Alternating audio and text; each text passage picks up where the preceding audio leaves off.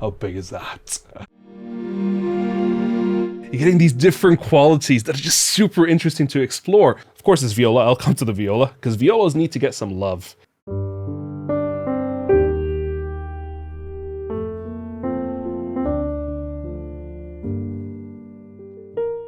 Hello and welcome. I'm Mina Shamali, and today I'm taking a look at two sample libraries from Spitfire Audio's Hans Zimmer range, the Hans Zimmer strings and the Hans Zimmer piano.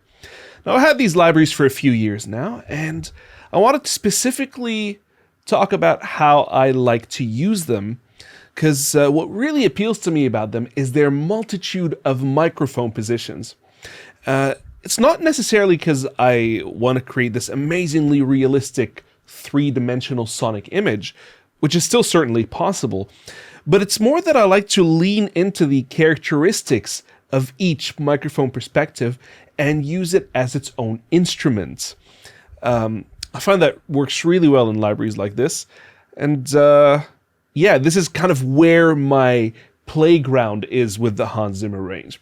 So I've written a short piece of music here using both these libraries, so I'll play it for you and just dive into these microphone positions and how I've kind of implemented them into this track.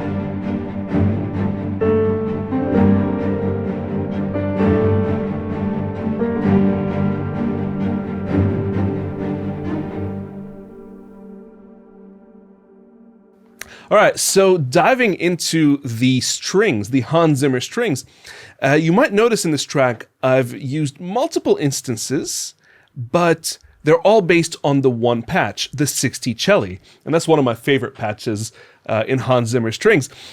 Now, the thing about Hans Zimmer strings is that it's all about recording 300 plus musicians at AIR Lyndhurst, and that's, you know, more than you'd usually do for most sessions of the whole orchestra combined. So you get this one section of 60 celli recorded from multiple positions around the hall. Close mics, spot mics, conductor tree mics, ambient mics, gallery mics. It's all these kinds of sounds and varieties are really where I love to dive in. So here, for instance, you've got one patch where the microphone position is behind a choir riser or underneath a choir riser. I don't know, it's kind of muffled, but in a really good way.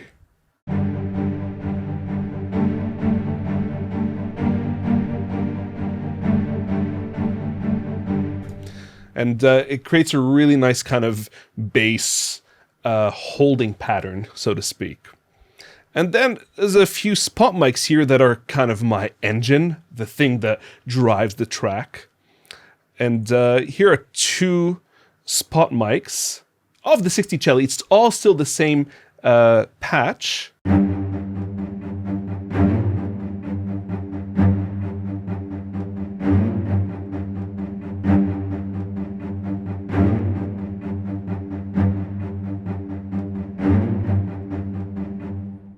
And as you can see, I've got the left and right varieties of each of these spot mics to kind of create this really cool sonic stereo image between them.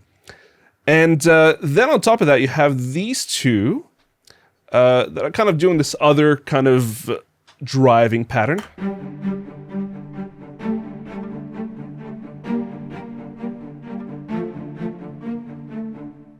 And you get these two kind of doing a busier pattern to kind of really add to the movement and the tension.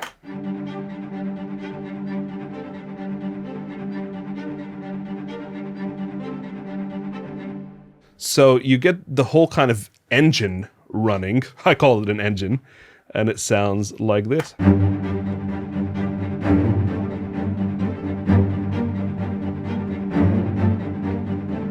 And then with the riser,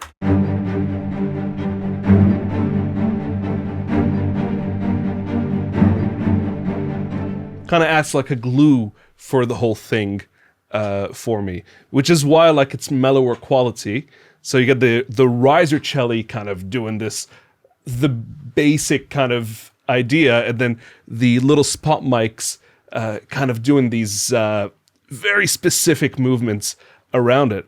And you might have also heard this other section on top doing this.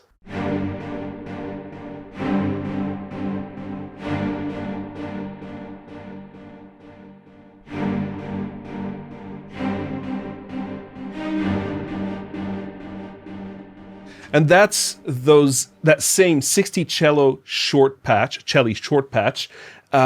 just captured from the gallery, from way above the orchestra, or, the string section.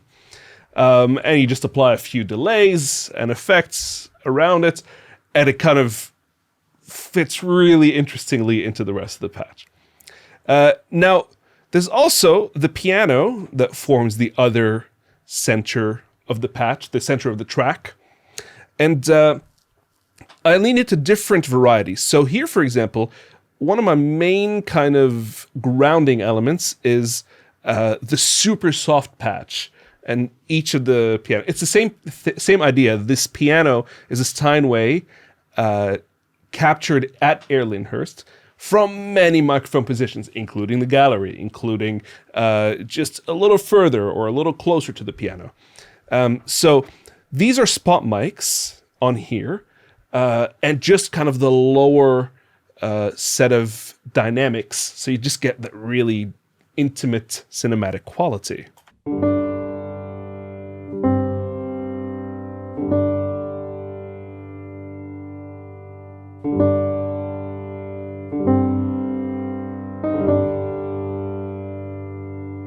And on top of it is another spot mic kind of doing stuff in octaves.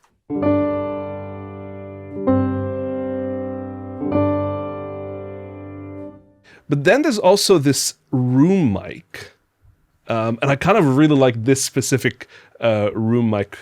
And as you can see, it says TC, which is time compensated. But I really like the quality of this.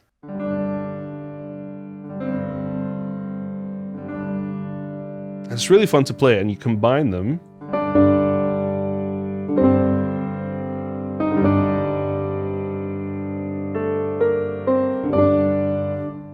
And then to kind of add more interest, not necessarily dimension, although that is certainly possible, I got these two gallery mics, so you just hearing the piano from far away, and I ran them through some reverb. I panned them left and right, and I believe I ran them through some black hole, so you hear this.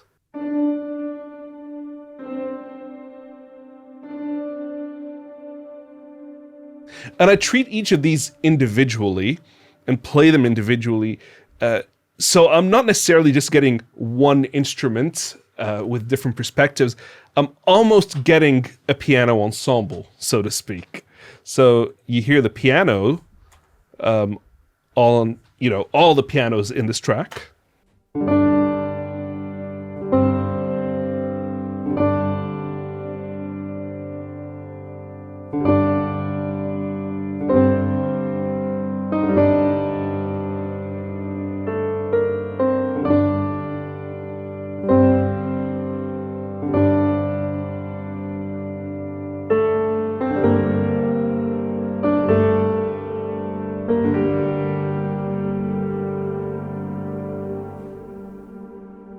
So, there's a lot to chew on there. And I figured maybe I could dive a little deeper into each library just to show you some of the other ways I like to work with them. So, the Hans Zimmer strings.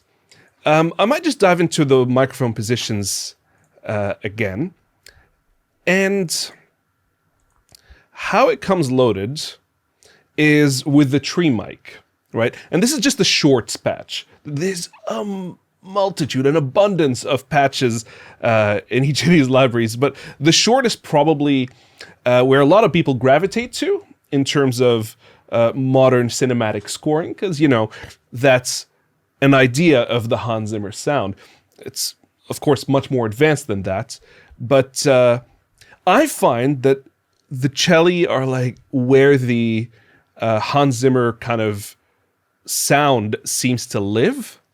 Or I say the sound, but that's like putting someone in a box, and it's not that. There's a lot that he's done, but there's that kind of aggressive low end, and even playing the celli in their higher range. That seems to be kind of where I find myself, ooh, I'm hearing the Zimmer now, which is, again, such a simplistic or simplified way of saying it. But this is what it kind of comes in. So this is the tree mic, which is the just above the conductor most of the time, and kind of captures a really great balanced version of the orchestra.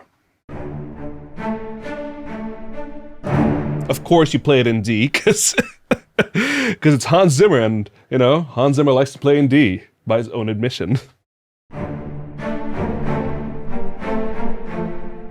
Well, let's play it in a different key, why not?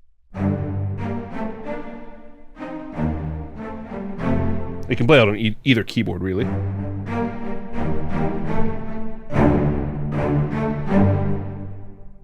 And I really like the close mics. So this is just the close kind of combination of mics across this section of 60 players.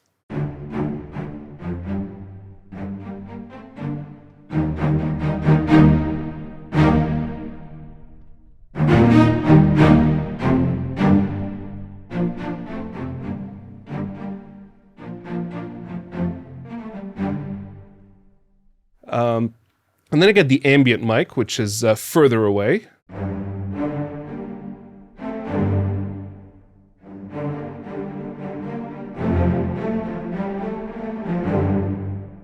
And as you can see, if you treat them like separate instruments, you start to play them differently.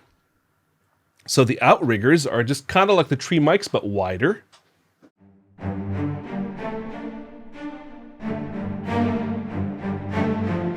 So you get width, you get the sound of the hall, and you still get a lot of the bite. I like these mid microphones, just for kind of a different quality. Are they that different from the tree? You can decide.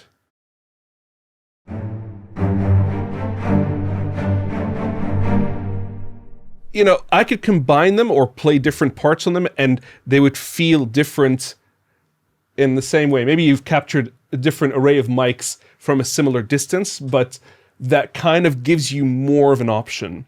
So there's your mid-X, and then mid-Y.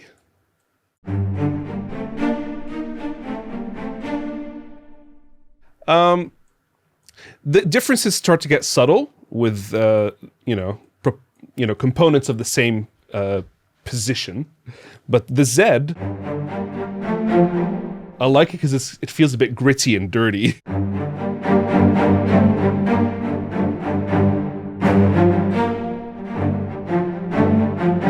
So imagine a boss fight that just needs to feel a little filthier than usual.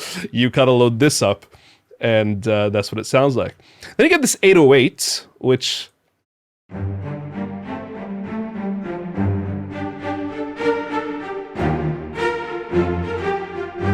still feels kind of like a combination of bite and hall ambiance. So this front and back.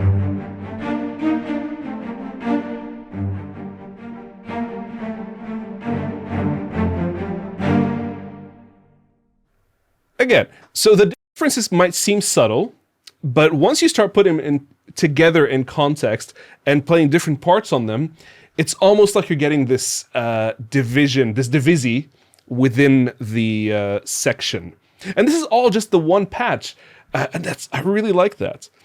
The close mics are even divided into left, center, and right. So here's your close mics left.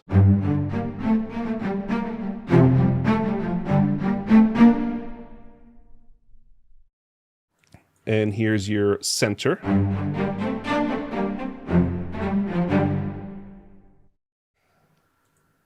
And your right.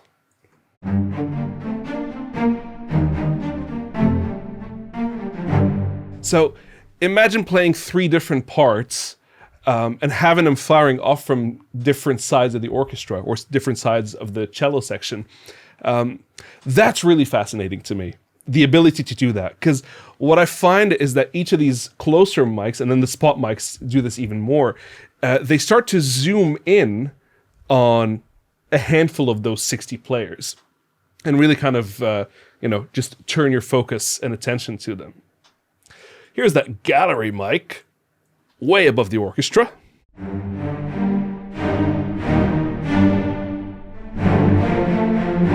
And you drive it harder and you're just hearing more of the hall being excited.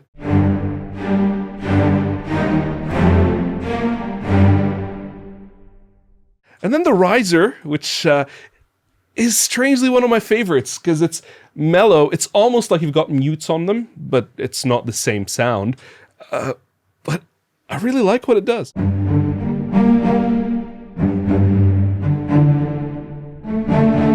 It's almost like compression, but not really. It's a weird kind of compression and muting.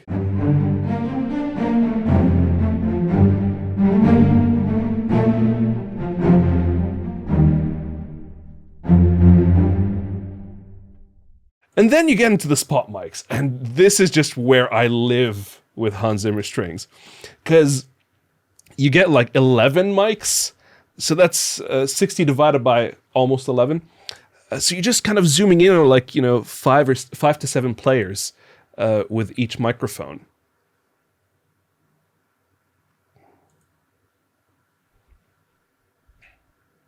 So here, for instance, you start with spot on L1, just the first spot mic on the left.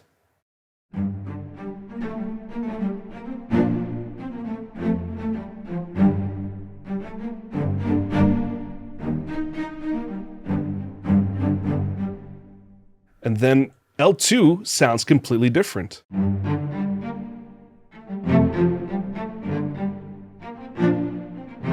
It's kind of more mid-heavy. I don't know why, but I call it woody. Like it's woodier in my head. And then L3. It's got a different kind of snap. And it's kind of like you're just moving from one side to the next, because you start with L1 over here, and then L2 over here, and then L3 over here. And you can kind of hear the stereo image shifting a little bit. And with L4...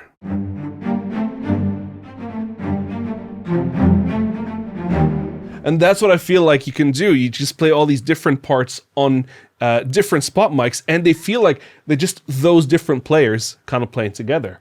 So your 60 celli doesn't have to be 60 celli playing the same thing at once. It could be like, 6 or 7 players playing one part, 6 or 7 players playing the other part, depending on how complex you need it. You go to the spot mics in the center, and it starts to sound... It's very focused, very kind of centered. And then C2.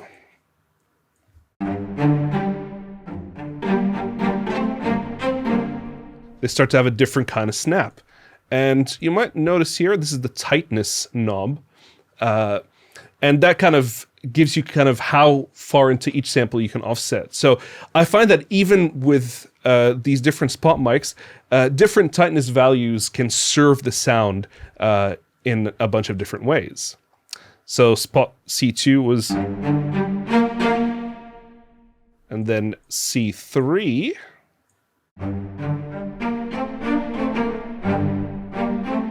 And you can almost start to build your center section in a combination of these as well, or the left section or the right section. You go to the right. This is all the way all the way on the right.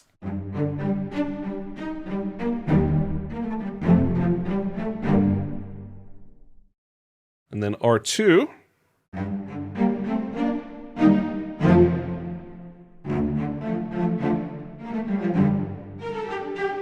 So see, even R2 feels a little kind of, I'm not going to call it sluggish. There's another word, maybe more slow acting, and it might need more of the tightness knob to go in if you want to play faster.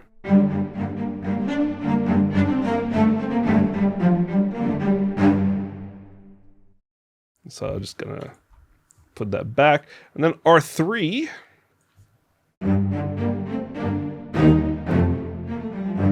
I feel like the differences in the right spot mics of the section are more subtle, but there's still definitely a lot you can do with them and the variety.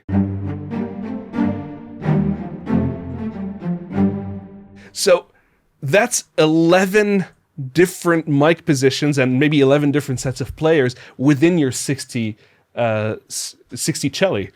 And this goes across, every section.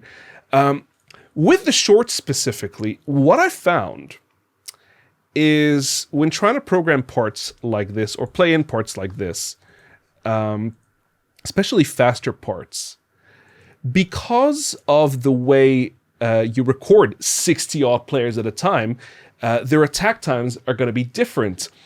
And that can lead to a bit of inconsistency. Like, no matter how tightly you edit the samples, it can lead to a bit of inconsistency in terms of how the attacks, how slow or fast the attacks are.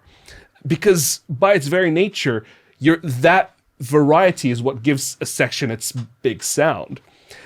So I've found that I can lean into this inconsistency, and I call it inconsistency not in a bad way, not in a disparaging manner, but more in terms of trying to get these kinds of parts that are supposed to be more accurate, but still trying to make them realistic in some way. So I would program a part like this, kind of more quantized to the beat, and then I shift it back. I wouldn't just quantize it. I would put the tightness all the way up, quantize it, and see what that sounds like. And you still get that little bit of inconsistency, which is more realistic, kind of more human timing. But if you then program it, quantize it, you'll still get that human variation. And then you just move it back, you get the timing right on the dot, and it starts to sound more consistent and more human. Like you quantize it properly, and then you leave the variation and the variety for the sample editing, the nature of the sample editing.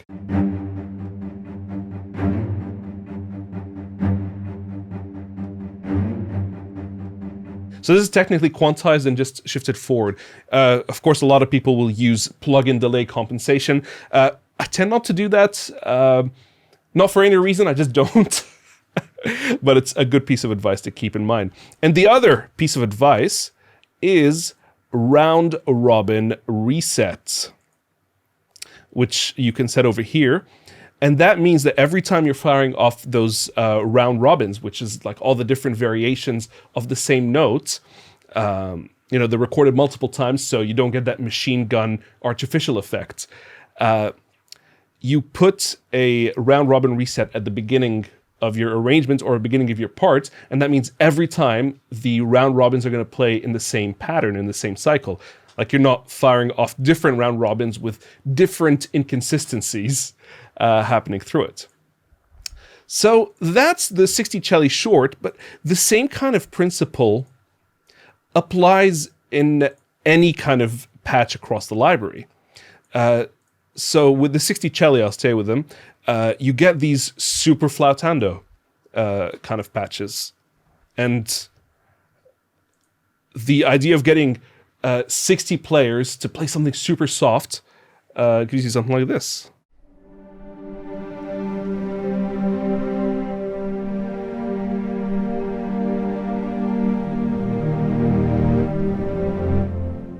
And you turn them up loud, which is it's part of Hans Zimmer's own philosophy that he's spoken about on forums, is you play something really soft and then you turn it up. And again, with the microphone positions, you get more of those qualities. So the close.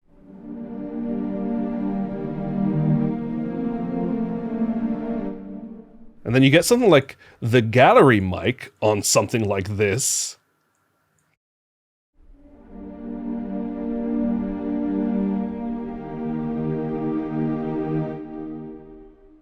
And get a bit more of a tail. And then the riser mic. It's like if you want to do the same part but darker.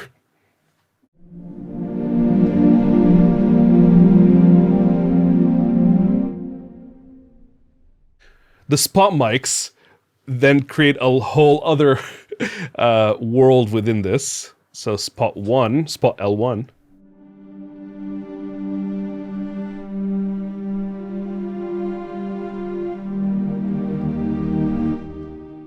And, contrast that with spot 2.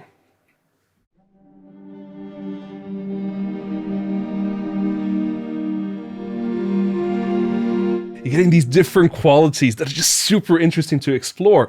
And then you can throw that into its own kind of reverb and its own room and its own processing. You bounce it out and you pitch it down and stretch it out. There's so much you can do with this.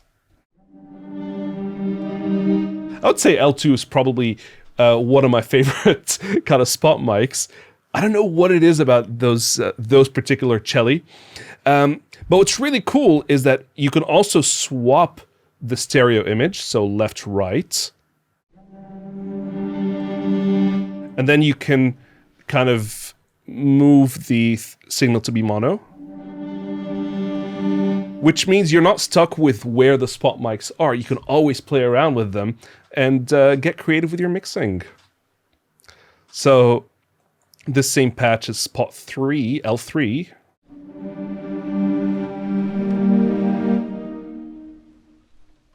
And then you can do a combination of all of these. I just tend to, focus on one mic position. Then you go to the right. That's a whole other thing that's happening there.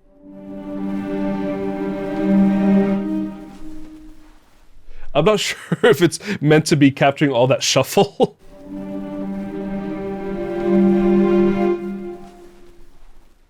And then you go to R2.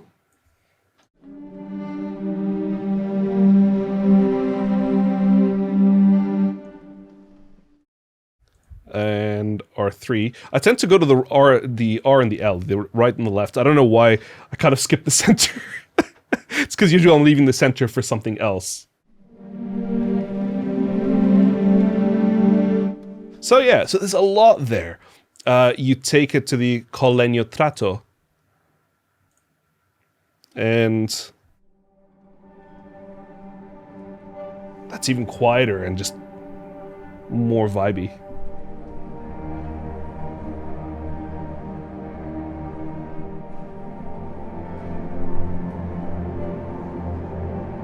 And it has its own movements, but then I also can use the dynamics, the modulation wheel, and the expression pedal. I'm just not doing that now. So this is, again, the tree mic, but you give it to, like, the gallery mic.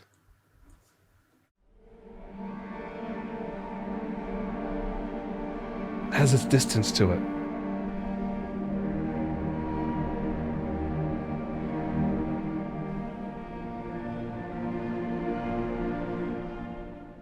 You take it to the spot mics.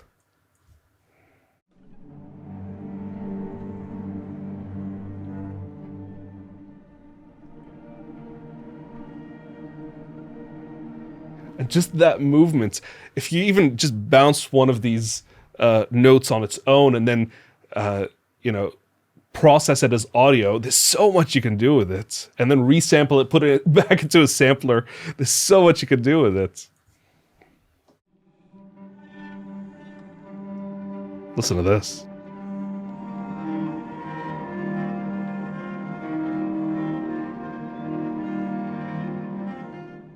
So it's not really always about how big can the string section get. It's like, what does that offer when you zoom right in? And the ability to zoom right in is so amazing to me. I might just go into a couple of other patches in Hans Zimmer strings before I just quickly go through Hans Zimmer piano. You get the 20 celli on the left, the center, and the right. I don't necessarily, I sometimes don't vibe with the fact that not all the patches have the same articulations. Mostly they do, but then sometimes you'll be missing a short articulation on one side, and it's kind of baffling. I don't know what goes into the production of something like this. It's a massive project.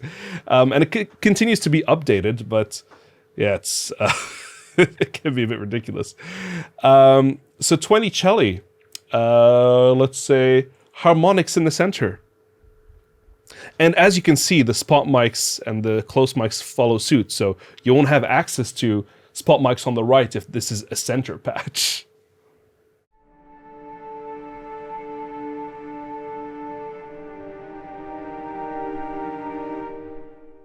So those harmonics in the tree, you know, sound gorgeous. You put in the ambient mics. And sometimes it's like, hey, I could just use tree mics and chuck some reverb on them and be done with it. True, but it's also the fact that recording something from a distance can make it take to reverb in a different way, in a more natural way. So if you have access to both a close signal and a distant signal, like an ambient signal, it's butter. It's absolute butter.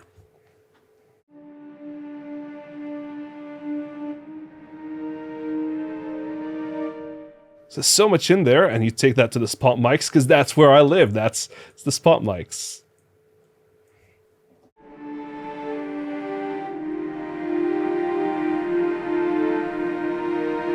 And of course you can combine these mic positions and just do a lot. But here's the harmonics of the 20 celli with the gallery.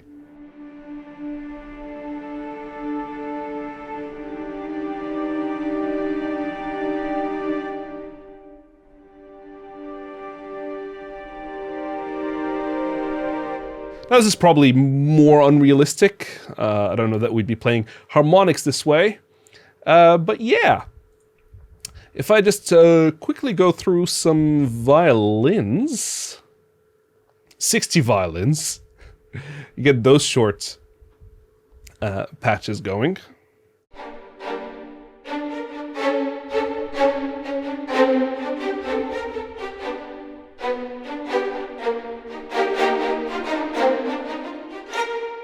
And those, again, are just the tree mics. You go into... There's no riser mics, unfortunately, but the gallery mics.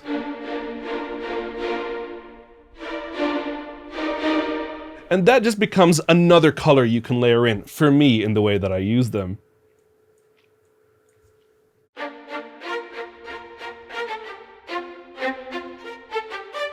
Spot left 1 and left 2. As you can see, there's just so much you can do with it. And then the center.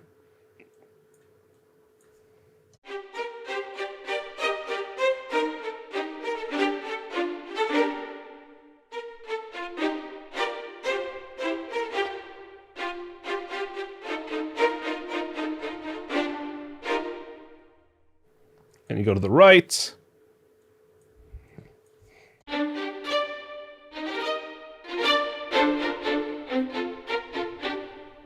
You might say, hey, why don't I just get, you know, a standard orchestral library and use those closer spot mics so I don't have to do this?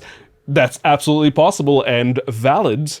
But this is not what this is about. This is just the extra added color that you have when the original sound is from 60 musicians and you're zooming right in. Because you're hearing those, few players in each mic position in the spot mics, but you're also hearing the effect of the rest of the 60 players around them.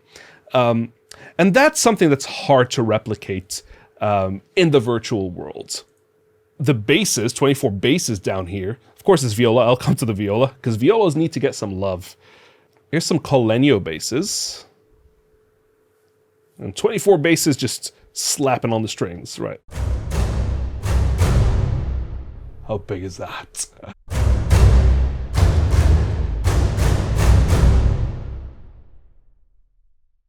And that's the tree. You hear that smack close.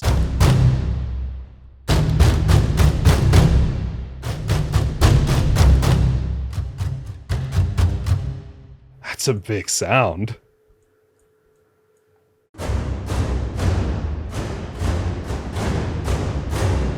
You layer that in with some some celli and some double basses doing spiccatos. Oof! The size of that arrangement would just be off the charts. You take that to the gallery. You get the riser. Just get a dark version of these. And see, within this one patch, you can get all this variety and these layers just based on which mic position. And in the world of video games where I operate, I love to operate there, is having these layers kind of at the ready is brilliant. So, you have the beginning of a battle scene or a combat kind of situation.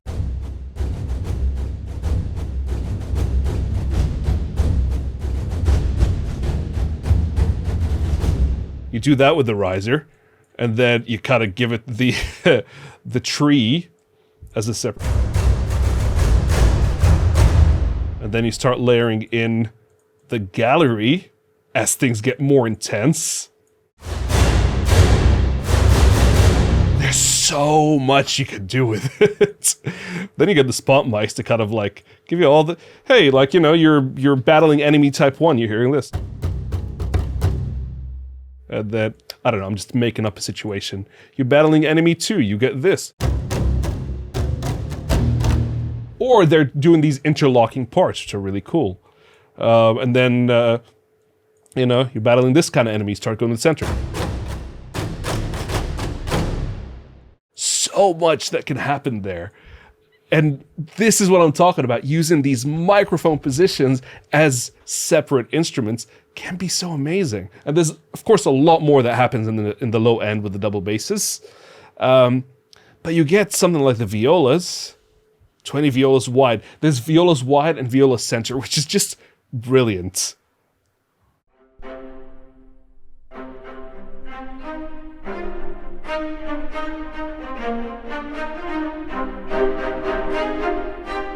And see, this is where you'd maybe turn up the tightness even more.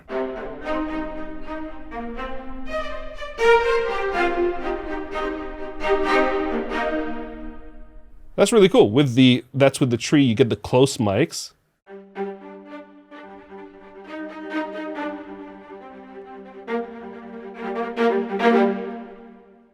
And there again, because of the amount of players that you're recording at one time, you get a bit of looseness, which is kind of why you'd get something like this. You get that size, which doesn't happen without the looseness. If you have a choir of 100 or 200 people, it's that kind of variation between each singer that really gets you going.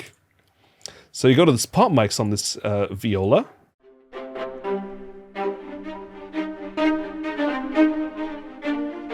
And then you can pull the tightness back a little bit.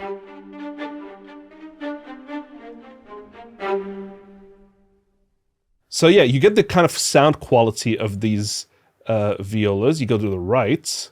This is the width, right? And even their kind of bite can be different. So maybe I'm like, oh, I want a faster part, and these spot mics on the right are really the ticket.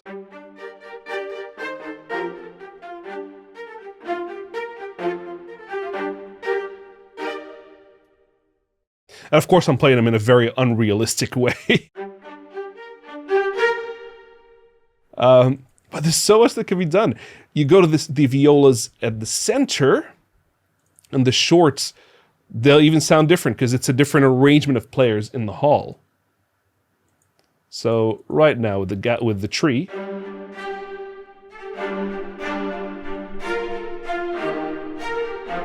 it's a lot more ambient, but you got the close mics.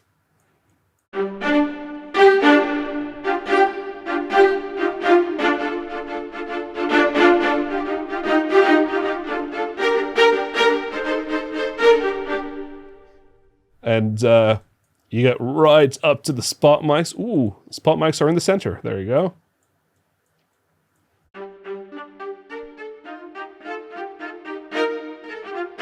You can kind of really zoom in and to the small details and what you can do with it.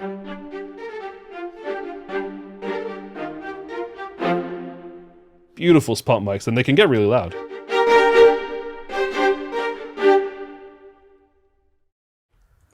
And then you get those gallery mics.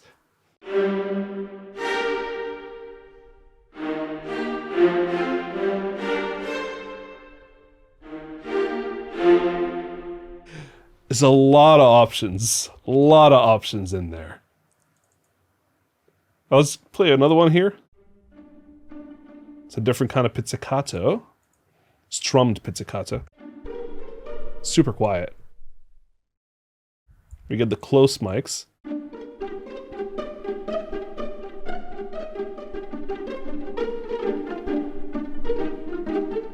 This is how you play strings as a keyboard player.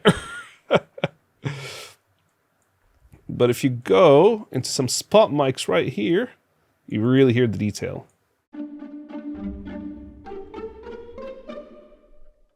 Turn up all the spot mics.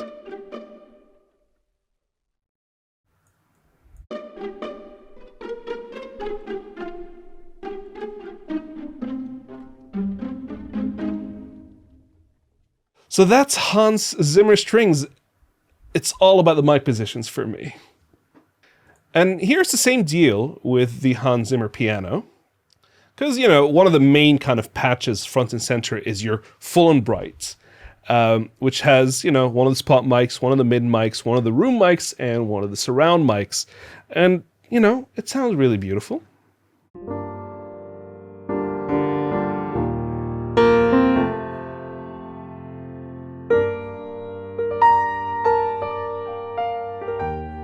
That's just with the spot mic. If I engage the mid mic instead, it's mid C.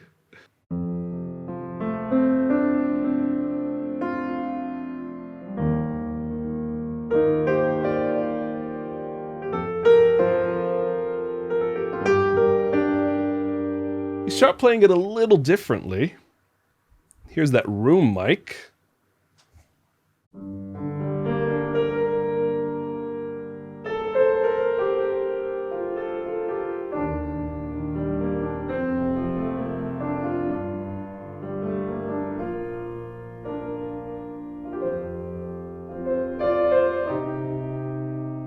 And having access to something like this can be really useful when you're trying to create more of a live orchestral situation. So you're hearing the orchestra and the strings kind of up the front, and somewhere in between, somewhere behind, there's a piano kind of playing along.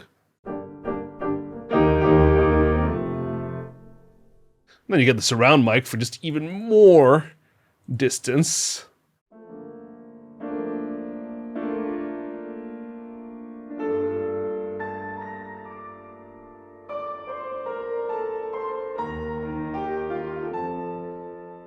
So that's kind of where these different positions can sit. And I tend to like to use the individual patches, the individual versions of these. So you'll see I have here, each mic has its own individual patch, plus the time compensated version. So if I were, for example, to play the gallery far, it's, you'll also see I have the velocity kind of changed a little bit. I always kind of play with my velocity curves to get what feels right for the instrument and for my keyboard, which is, you know, a world of options on its own.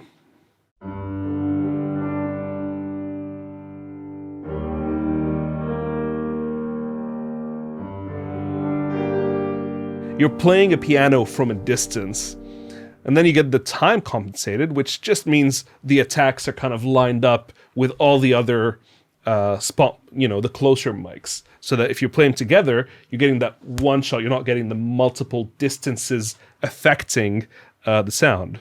But, you know, it's nearly imperceptible, but you can feel it when you play.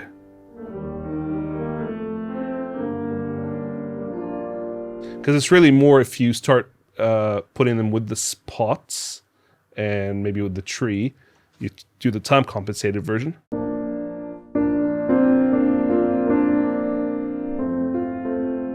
Versus the non-time compensated version.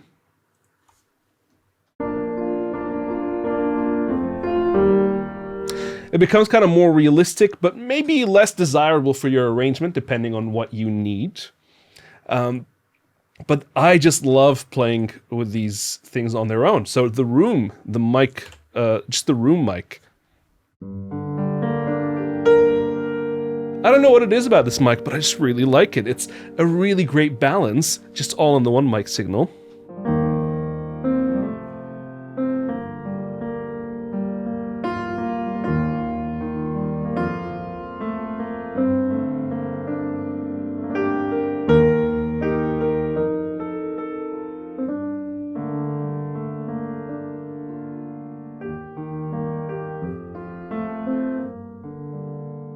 And if you use the time compensated version,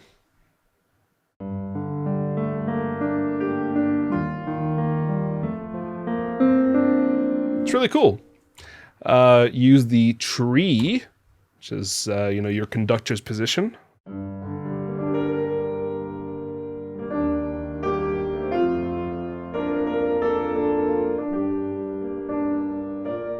And you can start to play them slightly differently. Like the spots here, I'm just using the patch with all the spots available.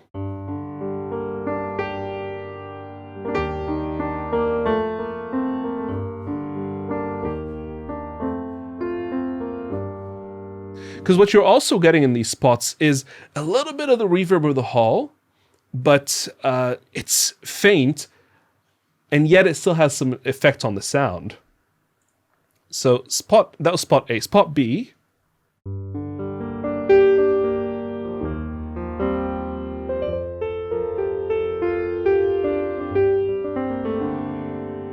The differences are subtle, but they're there. If I'm like, I'm not quite sure about this mic set, can I try another one?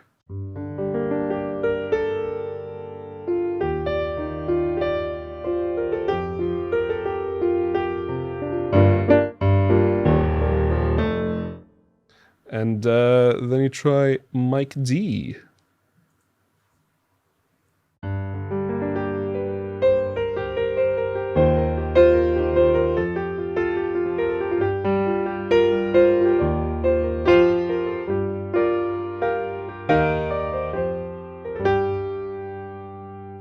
So those are spot mic options, which is great to have.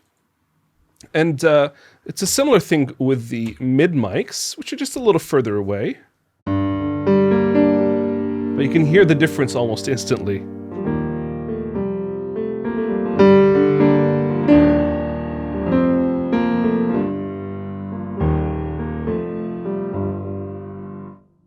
And try mid mic B.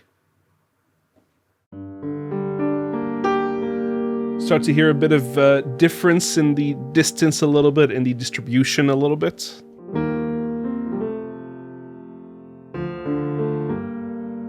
And see, each of these can just work so well in a slightly different situation. It's like, this might feel more emotional, the other one might feel a little more action-driven.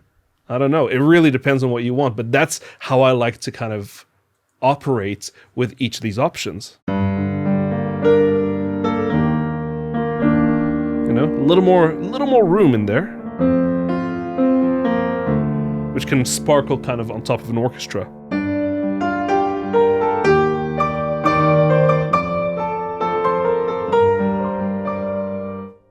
And then D.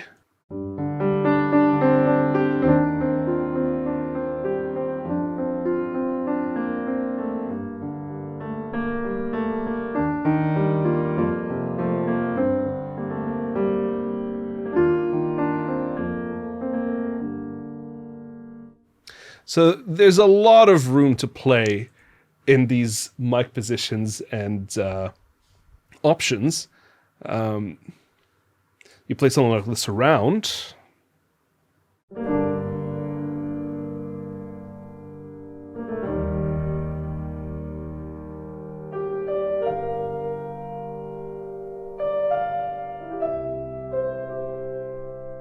Really cool. The other thing that's always of interest to me is the super soft samples, which you heard in the track. And these are just where they've taken the first kind of two dynamic layers and just made the whole instrument that. So I tend to like to turn them up a little more.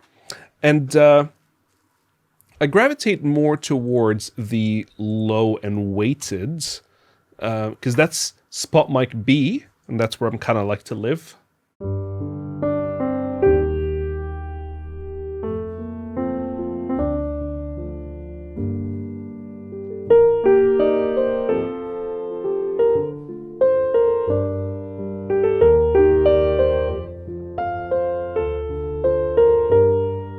And because of the slight differences, the full and bright, you know, doesn't sound the same.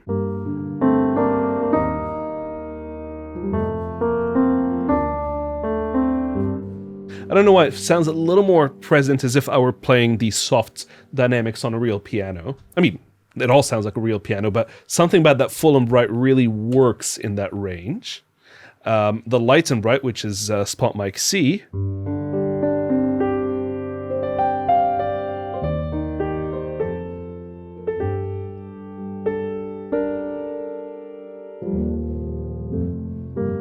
And see, that's the thing, is if you're like, I think this needs some Hans Zimmer piano, but I'm not sure exactly what the sound is, you can experiment with all the options. Here's spot mic D, super soft.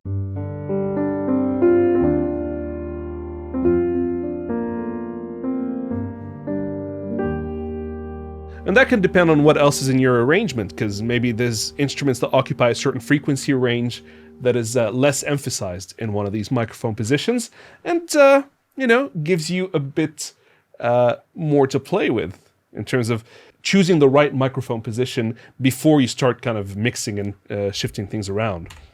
My only complaint about this super soft is that I wish I had more control over the relative volume of it, because some of my favorite piano libraries are the ones from Native Instruments and Galaxy Instruments, that whole collaboration.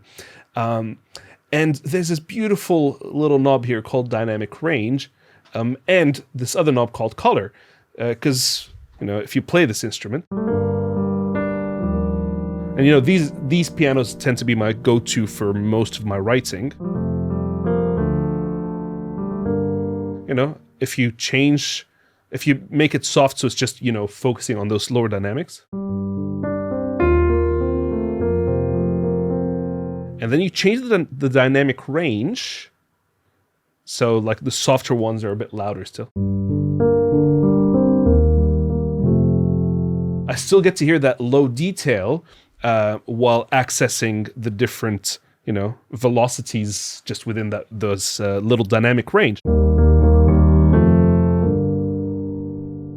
Whereas you can still do the opposite here as well. You're changing the nature of the sound while still getting a big dynamic range. And I think that's my most pressing complaint about most libraries, to be honest. And this is where I think, you know, Native Instruments and Galaxy Instruments really kind of nail the piano virtual instrument experience. But besides that, this is just like... that just gives me a lot of flexibility, and I crave control. But beyond that, you know, you play these kind of super soft patches, and they're gorgeous.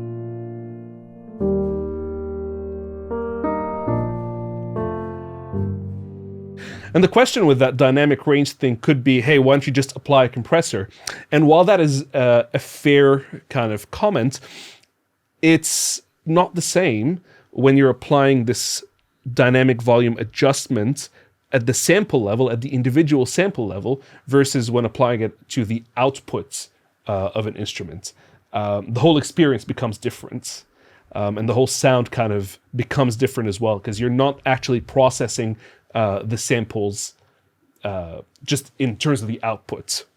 So yeah, so that really is my big thought diatribe, if you will, on how I like to use Hans Zimmer piano and Hans Zimmer strings. It's all about the mic positions. It's all about the variety, the perspectives offered, and using them as separate instruments and instances just to create a lot more sonic variety and intrigue. Thank you for sticking with me through this long video. And I hope you got something out of it. If you did, please consider liking, subscribing, ringing the bell so you can see more of this and I can be more motivated to make more of this.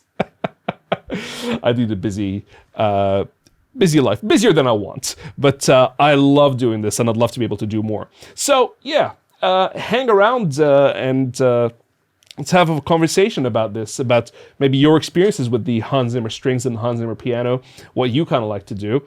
And I will catch you on the next one.